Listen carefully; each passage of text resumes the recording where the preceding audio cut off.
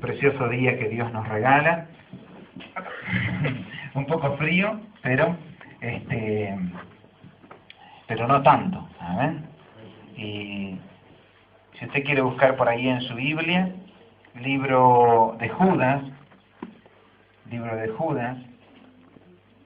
capítulo 1, tiene un solo capítulo Judas, o sea, sería capítulo 1, versículo 3. Amén. Judas capítulo 1, versículo 3. Esto es casi al final de la Biblia. Es uno de los últimos libros de la Biblia, el anteúltimo, ¿amén? Está Judas y Apocalipsis. De paso los entrenamos a los chicos que van a Virasoro, si hay competencia, tienen que ganar. Si no, le ponemos un auricular y de acá le soplamos las respuestas.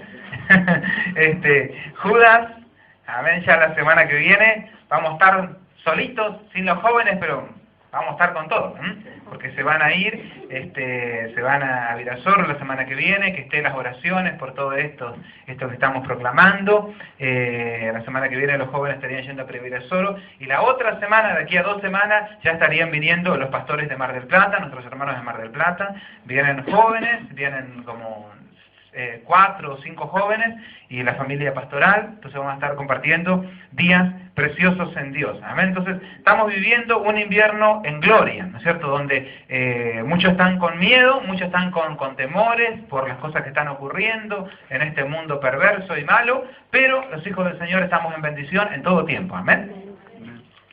Dice, libro de Judas, capítulo 1, versículo 3. ¿Lo tiene por ahí? Amén. Judas 1, 3.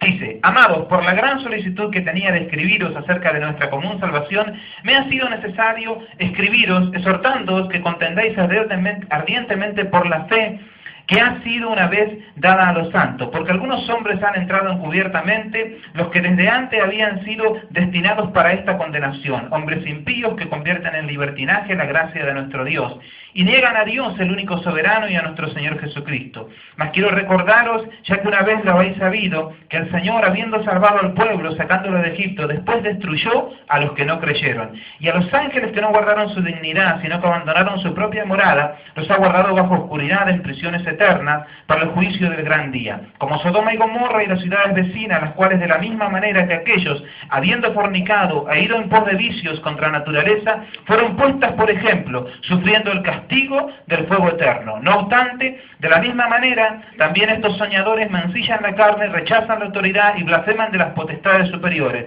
por cuanto el arcángel Miguel contendía con el diablo, disputando con él por el cuerpo de Moisés, no se atrevió a proferir juicio de maldición contra él, sino que dijo: el Señor te reprenda. Pero estos blasfeman de cuantas cosas no conocen, y en las que por naturaleza conocen, se corrompen como animales irracionales. ¡Ay de ellos! Porque han seguido el camino de Caín, se lanzaron por el lucro en el error de Balaán y perecieron en la contradicción de Coré. El camino de Caín es levantarse contra el hermano, el lucro del error de Balaán es predicar por dinero, y las que perecieron en Coré fueron porque se rebelaron contra la autoridad puesta por Dios. Versículo 12 dice: estos son manchas en vuestros ágapes, que comiendo impúdicamente con vosotros se apacientan a sí mismos, nubes sin agua, llevadas de acá para allá por los vientos, árboles otoñales sin fruto, 2 veces muertos y desarraigados. El otro día veía en el canal cristiano donde decía: aquel que nace 2 veces muere una sola vez, y aquel que nace una sola vez muere 2 veces, refiriéndose a que aquellos que nacemos naturalmente nacemos una sola vez. Luego, cuando nos entregamos al Señor, tenemos un segundo nacimiento que es en Dios, nacemos del agua y del Espíritu. Entonces cuando morimos, partimos con el Señor y vivimos eternamente, no morimos la segunda muerte. Aquellos que no creen en Dios nacen una sola vez y no nacen del agua y del Espíritu. Luego cuando mueren para el juicio, y luego de que van a juicio mueren la segunda muerte, que es la separación eterna de parte de Dios, ¿no es cierto? Donde nosotros no tenemos parte y no tenemos miedo de la segunda muerte. Por eso dice: 2 veces muertos y desarraigados. Versículo 13: fieras ondas del mar que espuman su propia vergüenza, estrellas errantes para las cuales está reservada eternamente la oscuridad de las tinieblas. De estos también profetizó Enoc, séptimo desde Adán, diciendo: he aquí, vino el Señor con sus santas decenas de millares para hacer juicio juicio contra todos y dejar convictos a los impíos de todas sus obras impías que han hecho impíamente y de todas las cosas duras que los pecadores impíos han hablado contra él. Estos son murmuradores, querellosos, que andan según sus propios deseos, cuya boca habla cosas infladas, adulando a las personas para sacar provecho. Y decimos, ¡wow! ¡Qué palabra! Es una palabra terrible, durísima.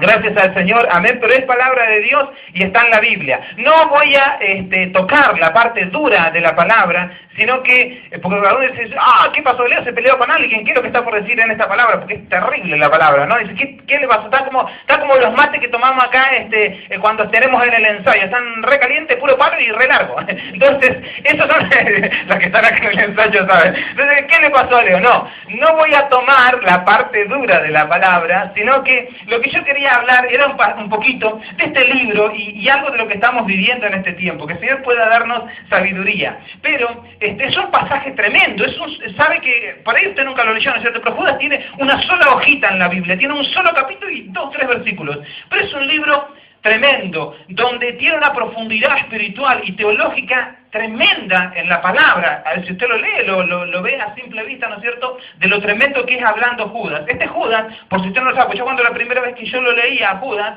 cuando yo leía la palabra, ¿no es cierto?, en sus comienzos, yo decía, ¿quién era? ¿Este era el que entregó al Señor Jesús? ¿Escribió antes de entregarlo? ¿Qué fue lo que hizo? No. En la Biblia, en el Antiguo y en el Nuevo Testamento, hay muchos Judas, hay 5, 6 y más todavía Judas. Judas era un nombre común, ¿no es cierto?, que se le ponía a todas las personas. Después de la macana que se mandó Judas Iscariote, ninguno más le puso ese hijo Judas, ¿no es cierto?, nadie le va a poner Judas. Pero hasta ese momento era común, ¿no es cierto? Y el Judas más prominente es el Judas discípulo del Señor, el que traiciona al Señor Jesús. Y otro de los Judas más conocidos es este Judas. Este Judas es Judas el apóstol. Es el hermano carnal del Señor Jesús, hijo de José y de María. Luego de que resucita el Señor Jesús, sus hermanos se convierten, creen a la palabra y se transforman en apóstoles. Este es el apóstol Judas, el que escribe esta palabra. ¿Se entiende? Amén. Entonces no es Judas el Iscariote, es Judas el apóstol. Luego hay otro Judas, ¿no es cierto? Pero este libro, y ya desde que arranca, es un libro tremendo, porque ya de por sí ya te digo que muchos lo asocian con el Judas que traicionó a Jesús y ya la gente ni lo lee. El pobre cargó con ese nombre, pero era un siervo de Dios tremendo. Y la profundidad teológica y espiritual se nota a simple vista por las palabras que dice. Cuando él habla, algunos pasajes yo los detallé al comienzo a leerlo, pero hay otros, dice, habla de cosas que para nosotros no son conocidas. Es más, hasta nuestra época hay cosas de las que cuenta acá que no llegaron. Por ejemplo, cuando dice, Enoc profetizó que el Señor vendría con sus decenas de millares. ¿A qué se refiere con eso? Se refiere a que nuestra Biblia, en aquellos días, en la época de Judas, en la época de los apóstoles, había en circulación una Biblia que es la nuestra y otra parte que no llegó a nuestras manos hasta estos días. Entonces, hay libros de la Biblia que a nosotros al día de hoy no nos llegaron. Nuestra Biblia, la Biblia evangélica, la Biblia cristiana, la Biblia nuestra, tiene 66 libros, Antiguo y Nuevo Testamento. Y algunos no se confundan, porque ellos decimos, sí, y a veces para no explicar, yo a veces no explico, y nosotros decimos, todos los cristianos solemos decir, la Biblia tiene 66 libros, tiene 66 libros. No, nuestra Biblia tiene 66 libros. La Biblia católica tiene más libros, tiene como 5 o 6 libros más agregados. ¿Por qué? ¿De qué está hablando este pasaje? A ver si, yo te voy a dar un pantallazo porque ahora quiero abrir, aunque no entienda algunas cosas, pero vamos a tratar de entender el final después. Entonces, lo que está hablando acá, está hablando de Enoc, un libro que no llegó a nuestra fecha. Hay un libro de la Biblia, hay un libro escrito por el profeta, por el siervo de Dios Enoc, séptimo de Adán, el que fue transportado para no ver muerte, escribió un libro. En los tiempos de Jesús ese libro era conocido, era como Pablo, Pedro, Lucas, Juan, ¿entienden? Entonces, no existía el Nuevo Testamento, pero sí estaba ese libro de Enoc. Y a ese libro de Enoc lo cita. Hoy en día aún los teólogos pueden investigar ese libro y se puede llegar a conseguir, pero pertenece a lo que llamamos los cristianos a libros apócrifos. ¿Qué quiere decir eso? Que no está en tu Biblia. ¿Por qué no está en tu Biblia? ¿Porque era malo? ¿Porque fue mal escrito? No, porque el escrito original se perdió. En algún momento, en un transcurso de la historia, esto fue escrito hace 2000 años, gracias a las guerras, las persecuciones, algo que pasó, los originales se perdieron, se desaparecieron. Y como los que hay son copias de originales y copias extrañas y raras, los teólogos, los que hicieron el canon de las Escrituras, no ponen aquellos libros apócrifos en la Biblia. ¿Por qué? Porque son de dudosa procedencia. No se sabe de dónde vienen, y como no hay escritos originales en los cuales revisar, no se sabe si alguien cambió las palabras. Entonces, uno no se puede confiar en esos libros, porque tal vez alguna mano extraña o alguien cambió las Escrituras o targiversó y no se puede corroborar. Por eso se llama libro apócrifo a los apócrifos. Tal vez sea así como se hayan escrito originalmente, tal vez no. Pero como no se sabe y en algún momento se perdió, se dejaron de utilizar. ¿Se entiende? La Iglesia Católica utiliza en su Biblia 4 o 5 libros o 6 libros apócrifos, ¿no es cierto? Lo utilizan a sabiendas y lo utilizan mal porque no deberían utilizarlo. No está canonizado por la Biblia hebrea, ¿no es cierto? Y no está canonizado por el canon. Y ellos mismos saben que son apócrifos. Y nunca un libro apócrifo es bueno para leerlo sin que uno tenga conocimiento, porque podés incurrir en un error. No pertenece a las Santas Escrituras, porque si alguien tergiversó una palabra y le cambió cuantas cosas,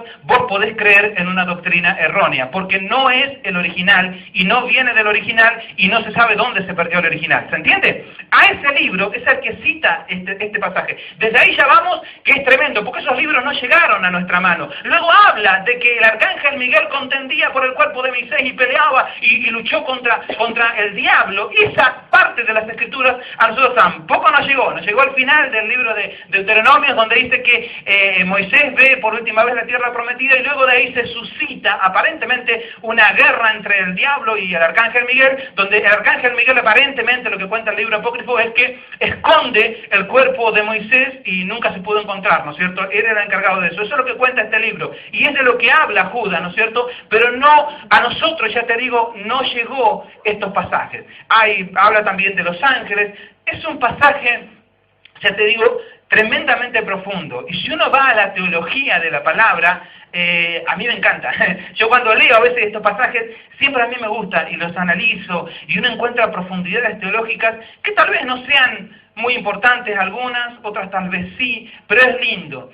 Y algo de lo que yo quería compartir en este pasaje es el comienzo, donde dice: hermanos, me era necesario escribiros a razón de defender esta fe que nos fue dada por los apóstoles.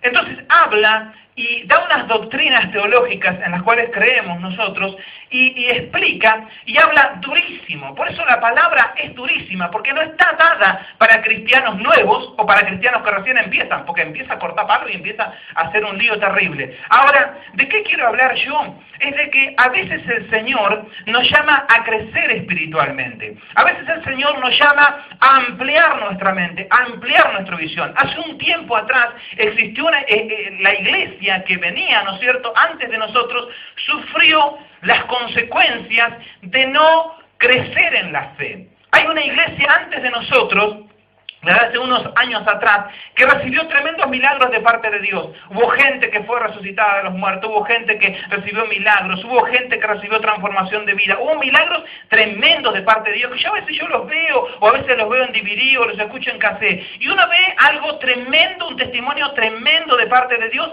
pero sin embargo, esa iglesia de hace unos 20, 30 años atrás, muchas veces, aunque tuvo milagros tremendos, se quedó sin conocimiento, sin crecimiento por parte de la palabra, sin ahondar en la profundidad de las Escrituras, y se quedaron simplemente con un milagro, con algo que ocurrió. Ahora, lo que dice este pasaje, Judas, que nosotros estamos en una batalla y en una guerra, y que no debemos quedarnos con algo pequeño, sino que hay mucho más para crecer en el Señor. Amén. Nosotros, esta iglesia, nosotros nos gozamos en Dios, porque acá hay hermanos crecidos, porque yo puedo compartir este pasaje tranquilamente, entendiendo que la mayoría lo va a comprender, porque acá hay hermanos que están capacitados para predicar, capacitados capacitados para cantar, capacitados para ministrar, porque el Señor ha levantado siervos y siervas de Dios en este lugar, porque nosotros fomentamos de que la iglesia del Señor tiene que crecer en conocimiento. Amén. Hay una iglesia donde se predican solamente las 3 P, pollera, pelo y pantalón, y nada más de eso se predica. No se conoce la vida en victoria, no se conoce de teología, no se conoce de doctrina bíblica, no se conoce de la fundación de la familia en la iglesia, no se conoce de alabanza, de adoración, no se conoce nada, se conoce solamente 2 o 3 cositas, nada más, pollera, pelo y pantalón.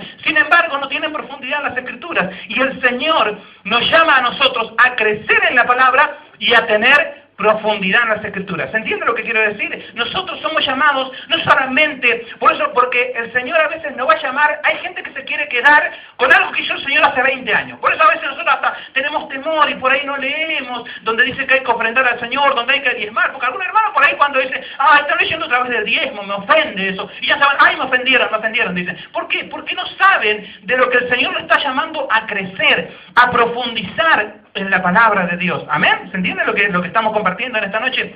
Ahora, cuando nosotros hablamos de la palabra, tenemos que entender que el Señor nos llama a vivir un tiempo nuevo, un tiempo de crecimiento, un tiempo de fortalecernos en el Señor. Algo de lo que vamos a vivir en este invierno va a ser un tiempo de crecimiento. Por eso es que invitamos a nuestros hermanos de Mar del Plata que vengan a compartir. Va a haber unos días, ya les digo, esta semana no, sería dentro de 2 semanas estarían viniendo ellos. Va a haber enseñanza para los niños, enseñanza creo que para los jóvenes, y va a haber una enseñanza general para toda la iglesia también, donde no va a ser culto, no va a ser una reunión así como la que tenemos hoy, sino que va a ser un día de enseñanza. ¿Por qué es tan bueno a veces que las mujeres tengan su reunión de mujeres? Porque en esa reunión se pueden tratar temas de crecimiento. Amén. Uno tal vez en una reunión, en un culto general, vos no podés, estamos alabando, estamos adorando al Señor, luego se comparte la palabra, pero si uno quiere crecer en el Señor, tiene que ahondar en las Escrituras, tiene que preguntar, tiene que preparar estudios y tiene que ir creciendo en el llamado de parte de Dios, si es que quiere vivir una vida en victoria, si es que no quiere quedarse con lo de hace años. Amén. Estos pastores que vienen van a traer estudios, enseñanza, todavía no sabemos bien qué día, por eso usted estése atento cuando digamos el día miércoles, el día jueves, o tal día tenemos una reunión especial, o tal domingo, hacemos una reunión durante el día, van a traer preparados estudios, creo que traen cositas para compartir con los niños, traen creo que golosinas, van a traer pantalla gigante, van a traer la filmadora, los músicos vienen con guitarra, van a venir los jóvenes, vamos a disfrutar, pero va a haber momentos para enseñanza, amén, para crecer en Dios. Ese es el objetivo, esa es la idea, de venir, reunirnos, tener charlas, compartir con este hermano, hacerle preguntas, no porque nosotros no estemos capacitados, sino porque a veces si viene un hermano de otro lado a ministrarnos lo que el Señor le ministró a ellos, nos ayuda a nosotros y nos es de bendición, amén. Nosotros también podemos ir a otro lado a ministrar, pero es bueno y trae crecimiento. ¿Se entiende cuál es la idea de lo que queremos compartir en este tiempo? Nosotros tenemos que entender que el Señor nos llama a crecer, a ahondar en las Escrituras. Por eso no se pierda esos días, no se pierda los días de crecimiento. Ya te digo, hay momentos donde uno tiene que crecer en la palabra. Hay gente que tiene 20, 30 años en la iglesia y lee solamente 2 o 3 pasajes bíblicos y no conoce nada de la Biblia. No conoce, siempre está leyendo los salmos, siempre los salmos, no es que los salmos sean malos, pero son lindos, son hermosos, pero por ahí son más para gente nuevita. Y leen un pasaje de Judas, leen un pasaje de Apocalipsis y salen con los pelos parados, salen asustados. ¿Por qué? Porque no conocen, porque no tienen conocimiento. Y el Señor nos llama en este tiempo no solamente a tener milagros, sino a tener crecimiento espiritual. Somos una iglesia llamada a tener crecimiento espiritual. Amén. Ahora, algo de lo que habla también este pasaje es aquello que ocurre, y a mí me llama la atención, porque el otro día hablábamos de Sodoma, de Gomorra, terminaba, ¿no es cierto?, Abraham separándose de Lot yéndose hacia Sodoma y hacia Gomorra.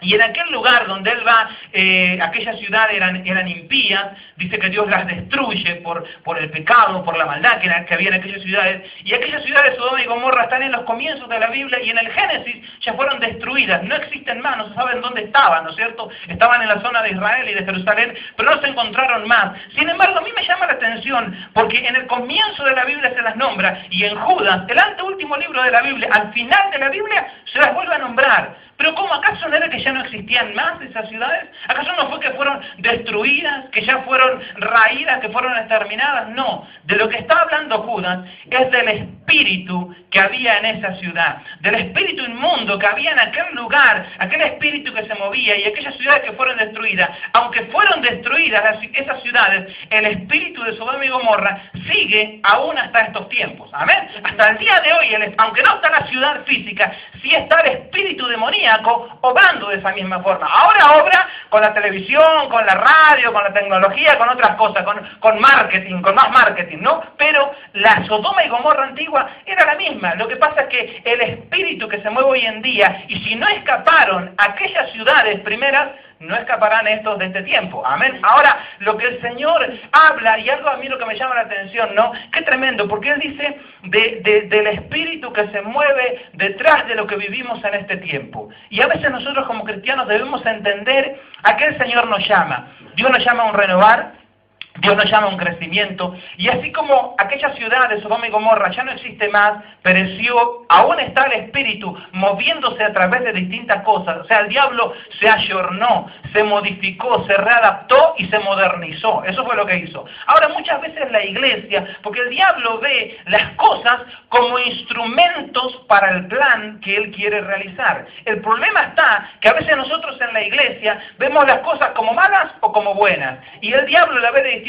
forma. El diablo ve la televisión, o ve la radio, o ve tal vez la literatura, o las cosas que él puede utilizar, o la música, como un instrumento de lo que él puede llegar a utilizar, porque lo que importa no es lo que utiliza, es el espíritu que él le mete detrás. ¿Amén? Ahora nosotros como hijos de Dios tenemos que aprender a ver de esa forma, porque hay gente que dice, la televisión es mala, la radio es mala, la música es mala, todo es malo, y no saben que el diablo está utilizando eso. En realidad no es ni malo ni bueno. El que lo creó con la sabiduría que Dios le dio. Lo que pasa es que el diablo lo tomó como un instrumento suyo. La iglesia del Señor tiene que tomar lo que el diablo le arrebató. Amén. Nadie va a decir en su casa, ¿no es cierto?, un cuchillo es malo, es satánico, es perverso. No, porque yo todos los días corto la carne con un cuchillo. No es malo. El problema está en qué uso yo le doy. Con un cuchillo yo puedo matar o puedo cortar una carne. Ahora, los hijos del Señor somos llamados a crecer en Dios, a renovarnos en Dios, a tener la nueva visión de aquello que Dios nos llama. Un día, dice que había un pastor que estaba en su iglesia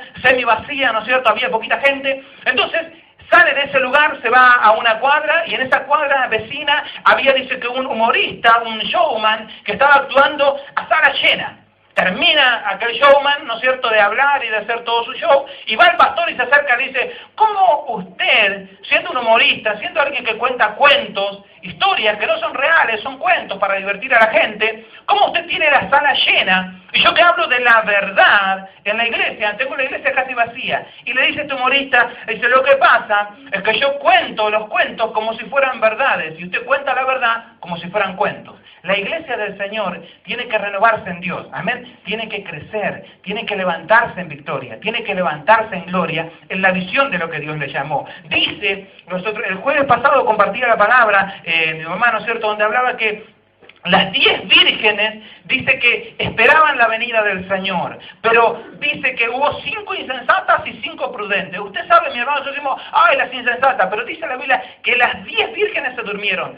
Todas cabecearon y se durmieron. Esa es la iglesia de este tiempo. Esa es la iglesia que se durmió. Esa es la iglesia que falta que se despierte en el mover de Dios. Nosotros tenemos que creer que en este tiempo va a haber un gran avivamiento mundial. No va a ser algo pequeño. Por eso es que nosotros vemos que hay cantantes que se convierten, que hay gente de alto renombre que se convierte, que hay políticos que se convierten, que hay personas de diferentes clases sociales y de todas las clases que se convierten al Señor. Porque en los últimos tiempos, dice el Señor, que su iglesia a lo primero iba a estar dormida. Las 10 cabecearon y se durmieron. Esa fue la iglesia que pasó. Pero en los últimos tiempos dice que se escuchó una voz como de trompeta que decía, ¡he aquí viene el esposo! ¡He aquí viene el esposo! ¿Cuál era esa voz? Esa voz era la del Espíritu Santo, la que está despertando a su iglesia.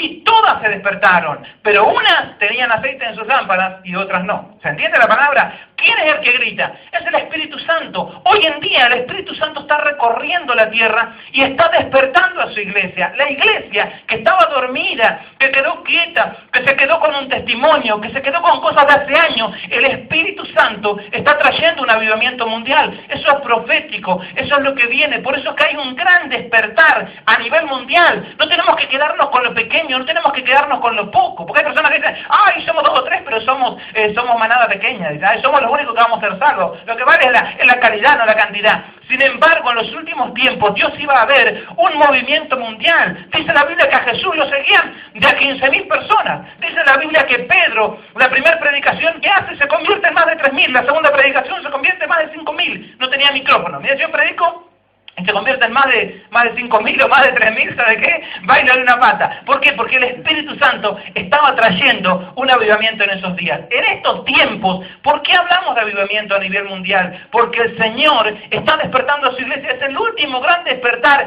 antes de que venga Cristo a arrebatar a su pueblo. Pero antes de eso va a haber un último gran avivamiento mundial que nosotros tenemos que ser parte de ello. ¿Cuántos dicen amén? Amén, gloria a Dios. Sí. Por eso es que creemos, por eso es que nos movemos, por eso estamos proclamando un invierno en gloria. Dice un día que hubo un hombre que tenía una familia, que un día tiene que ir a servir en el extranjero a su país, tiene que ir a servir en la legión extranjera a causa de una guerra, tiene que abandonar a su esposa, a sus hijos, y se va a servir en la guerra, ¿no es cierto?, en aquel lugar, pero en aquel lugar el combate arrecia, aparentemente muchos pierden la vida, algunos se pierden en el campo de batalla, y uno de estos hombres es dado por muerto. Este hombre que tenía su familia se perdió durante muchos años, durante unos cuantos años. Al pasar el tiempo, este hombre que fue dado por muerto no estaba muerto, sino que logra escapar y estaba vivo. Antes de regresar a su casa, él manda una carta a su esposa y le manda a decir: esposa mía, yo sé que me han dado por muerto, que no me han podido encontrar, yo sé que hace muchos años que falto de casa por esta situación que se dio, pero y sé que estabas en tu derecho, ¿no es cierto?, de rehacer tu vida, de reorganizarte con los hijos, de tener un nuevo matrimonio, un nuevo trabajo, o lo que vos quieras, emprender tu vida. Pero, y por eso yo no quisiera molestarte, no quisiera importunarte. Yo estoy vivo, le dice, pero yo quisiera regresar a casa, pero solamente si vos me recibís. Y si te acordás, en aquel roble, le escribe este hombre, ¿no es cierto?, de la esquina donde nosotros nos conocimos, si vos dejás una cinta atada en la rama de aquel roble, una cinta amarilla, en aquel roble donde nos conocimos, si vos dejás una cinta amarilla atada en la rama de aquel roble, yo voy a cruzar, voy a ver esa cinta y voy a saber que vos todavía me esperás en casa. Si cruzo por ese roble y no veo ninguna cinta amarilla, yo cruzaré por ese lugar y nunca más te volveré a molestar, nunca más sabrás de mí, nunca más volveré a la casa. Y nos comprenderemos y nos entenderemos y estaremos bien. Ahora, dice que cuando este hombre cruza, ¿no es cierto?, llega por aquella casa, dice que él comienza a ver que no solamente había un árbol, sino que había cantidad de árbol. Y en todos los árboles, de todas las cuadras, de 5 o 6 cuadras a la redonda, estaban todos atados con cintas amarillas, hasta llegar a aquel roble que estaba totalmente adornado de cintas amarillas. Su mujer lo estaba esperando día tras día y noche tras noche. Es una hermosa historia de amor. En los últimos tiempos, el Señor dice, aquellos que decía Juan, el espíritu y la novia dicen ven, y el que oye diga ven, y el que escribe dice ciertamente vengo en breve, y dice Juan, sí, ven Señor Jesús. Que su iglesia pueda estar esperando en estos tiempos. Nosotros estos días estuvimos adornando la iglesia, pintamos, revocamos, hicimos lo que no hicimos en años, arreglamos mi casa, pintamos, mi papá adornó la casa, cambió la tienda, arreglamos todo. ¿Por qué? Porque estamos esperando a estos pastores, porque estamos creyendo que en este tiempo el Espíritu Santo, el avivamiento mundial que va a haber, se va a mover también en este lugar, y porque estamos esperando a nuestro Señor Jesús, amén, que así podamos estar despiertos y con nuestras lámparas encendidas, esperando el regreso de nuestro Señor. Amén. ¿Se entiende la palabra? Que el Señor nos puede ayudar a crecer. Cuando a veces hay palabras duras, cuando hay veces tratos del Señor que el Señor tiene que tener con nosotros, el Señor nos está llamando a crecimiento espiritual. Amén. Te invito a ponerte de pie en esta hora, vamos a estar orando por esta palabra. No te pierdas estos días de renovación, estos días de avivamiento, estos días de crecimiento. Vamos a entrar en estos días en bendición y vamos a salir superabundados, amén, donde Sauce no va a escapar a la gloria de Dios. Señor amado, gracias Dios por tu amor, por tu misericordia, gracias por tu Espíritu Santo en esta noche, Señor, que tú nos has bendecido, que tú nos has guardado, que tú nos has protegido hasta este momento, Señor. Son tiempos difíciles, Señor, tal vez como nunca antes, Señor, sobre la tierra, porque es cumplimiento de tu palabra, que estas cosas iban a ocurrir, que estos espíritus iban a mover, Señor, pero es profecía tuya, que en los últimos tiempos tú derramarías de tu Espíritu sobre toda carne, Señor amado, que en los últimos tiempos iba a estar el Espíritu Santo diciendo, aquí viene el esposo, y aquí viene el esposo, Señor, que tu iglesia se iba a despertar, que tus hijos se iban a despertar, que íbamos a encender nuestras lámparas, íbamos a esperar, Señor, en este último gran avivamiento mundial, tu regreso, Señor, a la tierra en gloria y en bendición, Señor amado. Mira por los que estamos aquí, mira por los que hoy no pueden estar, mira por los que están claudicando entre dos pensamientos, mira por los que un día tuvieron sus lámparas encendidas, Señor amado, y cabecearon,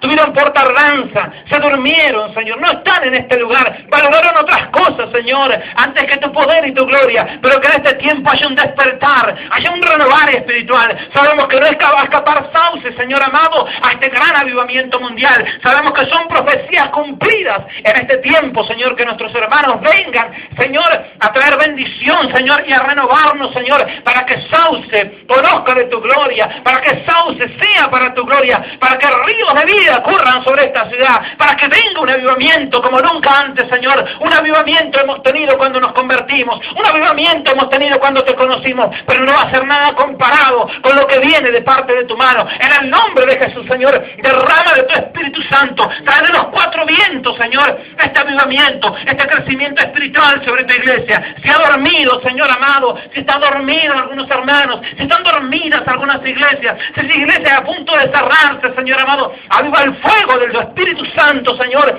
y despierta. Dile, Señor, como aquella jovencita, no está muerta, sino solamente duerme. Tienes que tomarla en la mano, Señor, y levantar a tu iglesia, Señor, renovar el fuego de tu Espíritu, Señor, sobre tu pueblo, sobre tus hijos, sobre tu iglesia, trayendo, Señor, en ese tiempo un mover como nunca antes, Señor. Aviva el fuego de tu Espíritu en este tiempo. Danos crecimiento espiritual, Señor amado.